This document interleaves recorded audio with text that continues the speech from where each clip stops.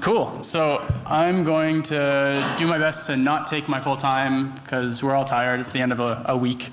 So yeah, today I'm going to talk to you about NMIND. First of all, I'm going to do some audience participation to see if everyone's awake.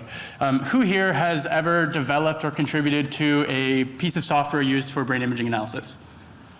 Now keep your hands up. Who here has used a tool for the same purpose? Who here has learned about a tool this week for the same purpose? Cool. So pretty much everyone has their hands up, in some, or at least the majority of people. So then I think this will be quite relevant to most of you guys. And so what I'm going to talk about today is this NMIND Consortium that a number of us have started working on in the last couple of years. I don't think I need to convince any of you of the importance of these sorts of communities, as you'll get into. But if you're at all involved in either tool consumption or tool development, which I think just means you're involved in science, then this should be relevant to you. So the NMIND community, these are a number of folks involved. It's quite young, but consider this an invitation to come and get involved.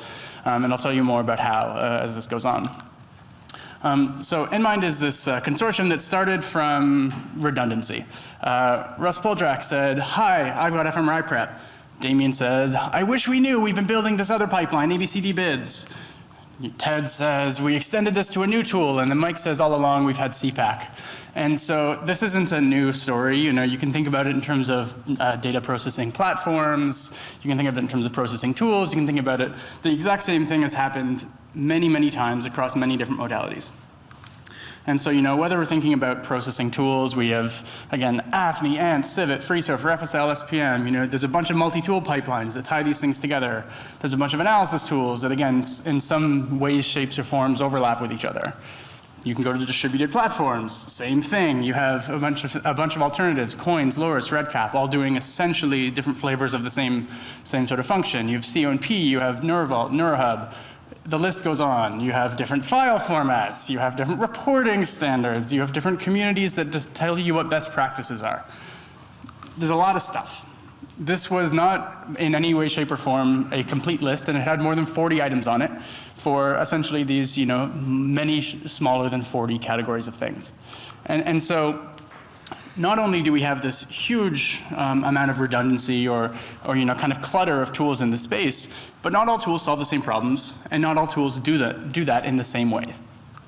They also have, some will have known properties that could be in some lenses considered bugs, and others are just known behaviors that we've learned to work around, while others may be different. Some tools may be under active maintenance, while others may have become a little stale. Some may be easy to contribute to, and others may be harder to contribute to, a higher barrier to entry. Some may be transparent and have automated testing, and others might be a little bit more opaque. And again, there's more and more reasons. The main question that I certainly had as a junior researcher, and I think everybody has had at one point, is where do I start? And so this is the primary function of NMIND. The goal is to enter and kind of serve as this bit of community catalyst to help people both in developing their tools, choosing their tools, and essentially make sure that we reduce redundancy and clutter in this space. The idea is not to be yet another standardization kind of group. We're not trying to reproduce this XKCD comic that probably everyone in this room has read and related to, of the situation being there are 14 standards. 14, that's ridiculous. We have to create a universal standard, and now there's 15 standards. We're not trying to do that. The goal is to kind of operate at a level above this, to try and be a bit of a meta standard that helps guide people in terms of identifying what are the relevant standards for the type of tool I'm building, for the type of data set I'm producing, for the type of resource. And how can we adopt them and communicate this in such a way that it makes it maximally easy for other people to get involved, to check our work, to contribute, or to just benefit from it for their own scientific ends. Now, of course, none of these things work when you're just telling people what to do. So the whole vision here is that it's really a community-led model. So again, as I mentioned, there were these 4 groups that we all kind of started this together.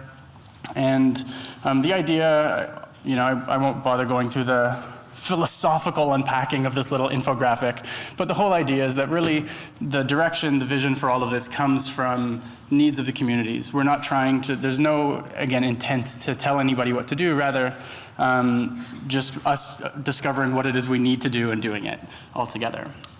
And so there's a few places we want to do this, or a few kind of overarching objectives. First is to align, so make sure that we're all essentially tightening the loop between the things we're building and the people we're building them for. We want to test, so we want to make sure that everything we're doing is consistent, it's transparent, we can actually understand the relevant traits and performance of all these different tools we're making. And then engage. We want to make it easy for people to disseminate their tools, to communicate them, to find them, and all these elements. So one thing that we've done already, and you can access online on our website, is software checklists. So we've come up with, over a number of hackathons in the last couple of years, I guess year and a half maybe, we've come up with a number of kind of criteria that you can use to evaluate software packages that range in categories from things like documentation, infrastructure, testing, code quality, and all these sorts of things. And again, the goal is not ever to reinvent the wheels. This is not like a plugin like Codacity on GitHub to test your code for you. The idea here is, do they use Codacity to test their code or something equivalent?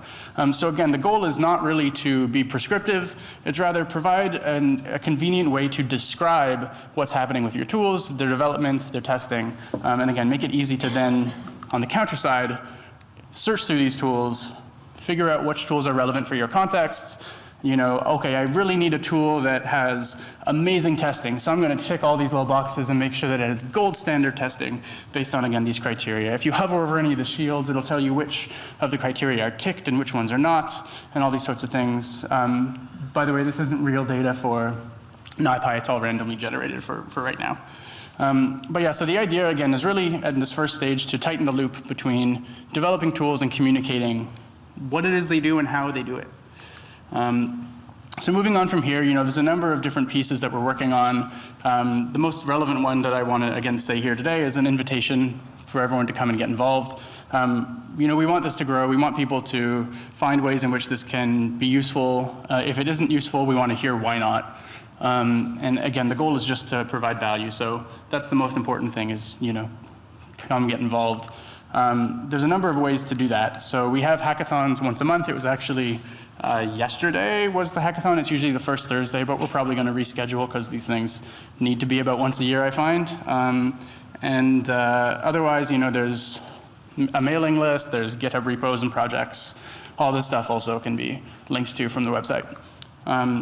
So to summarize, I don't really think this slide is almost necessary for this crowd because you're all already convinced of the necessity of these things by virtue of being at this meeting.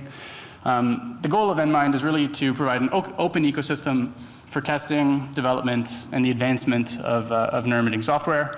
We want to harmonize tools, testing, and terminology through this effort, which will mean less redundancy, less inconsistency, and ultimately improve the efficiency with which we can actually do our science, which is ultimately what we're here trying to do. There's a paper in Nature Human Behavior you guys should check out. And that's all. Thank you.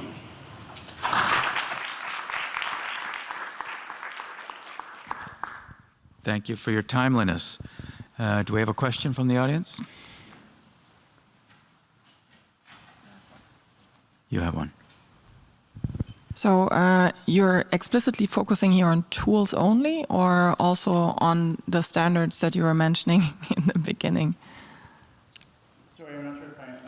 You said that you're presenting this in order to evaluate tools and to find better tools and how to, but are you also including standards here? Oh, that's a great question. So evaluating standards through these efforts.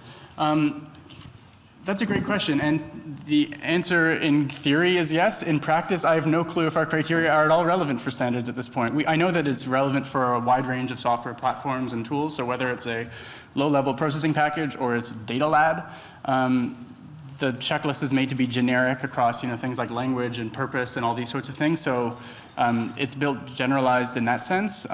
We haven't tried applying it to a standard, so I'd be very curious to see if it could be applied out of the box, or if we'll just have to tweak it and evolve it to make it appropriate for that, or indeed do something different entirely. But that's a great question. That's a super interesting use case. We should chat more about that.